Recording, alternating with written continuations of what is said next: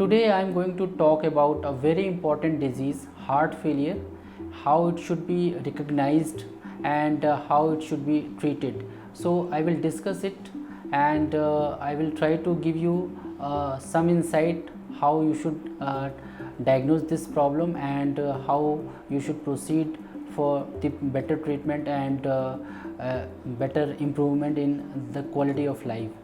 So heart disease के जितने भी फेलियर के पेशेंट हमारे पास आते हैं उनके ज़्यादातर पेशेंट्स एक ब्रेथलेसनेस के साथ आते हैं, स्वेलिंग भी उनको हो सकती है, कई बार रात में सोने में प्रॉब्लम होती है, उनको उठ के उनको बैठना पड़ता है सांस फूलने की वजह से। सो इस तरह के पेशेंट जब भी हमारे पास अगर कंप्लेन करते हैं तो हम उनकी पहली डायग्नोसिस हार्ट फेलियर की कंसीडर करते हैं, उसके अकॉर्डिंग हम इन्वेस्टिगेट करना स्टार्ट करते हैं। बहुत सारे और भी लक्षण होते हैं जिसमें वेट गेन होना,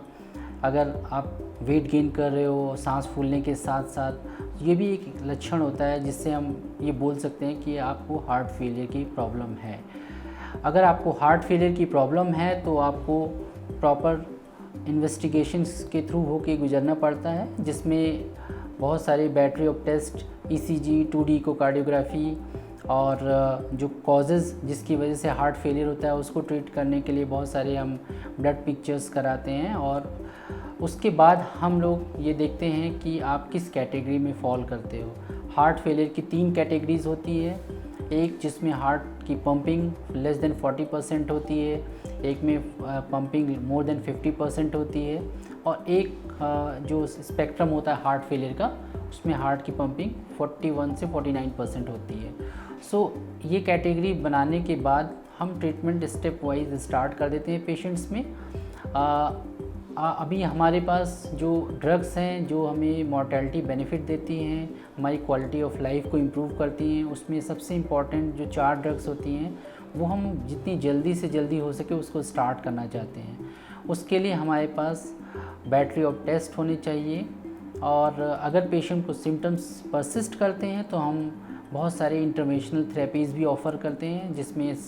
CRT-D का इम्प्लांटेशन उन सब पेशेंट्स में करते हैं जिनके ECG में कुछ पैरामीटर्स ऐसे होते हैं जिससे पता चलता है कि इनको CRT-D लगाने से बेनिफिट होगा। सो कुछ पेशेंट्स होते हैं जिनमें हम ICD इम्प्लांटेशन भी करते हैं, जो भी हार्ट अटैक के पेशेंट होते हैं, अगर उनमें रिस्क होता है वेंट्रिकुलर टैकीकार्डिया का, वेंट्रिकुलर फिब्रिलेशन का, सडन कार्डियक अरेस्ट का, उस सेगमेंट में भी हम एक ICD डिवाइस होती है उससे हम ये सडन कार्डियक अरेस्ट को प्रिवेंट कर सकते हैं। फिर भी बहुत सारे पेशेंट इन सब थेरेपीज़ पे भी रिस्पॉन्ड नहीं करते हैं तो हमारे पास सेकेंड लाइन थेरेपीज़ होती हैं जिसमें बहुत सारी ड्रग्स हैं, प्रेसिपिटेटिंग फैक्टर्स को ट्रीट करने के बहुत सारे मोड्स हैं, आयरन थेरेपीज़ हैं एंड अगर इसके बावजूद भी पेशेंट अगर रिस्पॉन्ड नहीं करता है तो हम पेशेंट को कंसीडर करते हैं पैलिएटिव थेरेपी के लिए। पैलिएटिव थेरेपीज़ में हम मैकेनिकल सपोर्ट डिवाइसेस यूज़ करते हैं और लास्ट में हमारे पास हार्ट ट्रांसप्लांटेशन का एक ऑप्शन रहता है। तो जितने भी हार्ट फेलियर के पेशेंट हैं, हमारा जो ऑब्जेक्टिव होता है मैनेजमेंट का वो उनकी क्वालिटी ऑफ लाइफ को इम्प्रूव करना और उनकी सर्वाइवल को बढ़ाना होता है। इसके लिए हम लाइफ स्टाइल इंटरवेंशंस बताते हैं, dietary modification, exercise, sleep improvement and D stressing और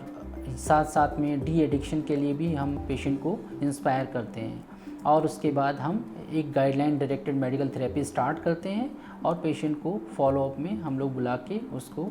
उसके सिम्टम्स को मॉर्बिड कंडीशंस के अकॉर्डिंग ट्रीट करते रहते हैं।